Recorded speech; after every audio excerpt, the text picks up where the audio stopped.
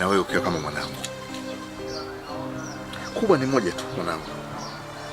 Hivi kwa nini hamuelewani wewe na shemeji yako? Na naliona kabisa jambo hili halina uficho. Kuna kitu gani? Alafu Kimbegu, kumbuka kwamba hapo unaishi kwao.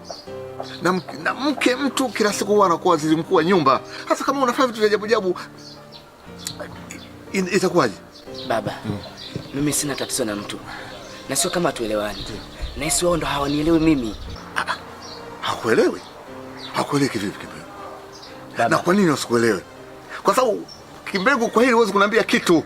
Nimekuona mwenyewe kwa macho yangu nikiwa pale, umetoka kwa sababu mtoto kakako ni mwanao. Umetoka, umedisappear. Alafu unasema hao ndio hakuelewi? Hakuelewi kivipi? Selina ni mtoto mdogo sana na anaendelea kukua. Yale mavazi wanaomvalisha unaona anafaa. Unafikiri kutakuwa na hatima gani sambeleni? Hivyo ndivyo ulivyotulia sisi maadili. Na ndivyo anavyotakiwa Selina lelewe. Kimbegu mwanangu, umeongea maneno mazito sana. Na kusema ukweli nimekuelewa vizuri sana. Ila sasa tutafanya nini baba? Tuko kwenye nyumba ya watu hapa.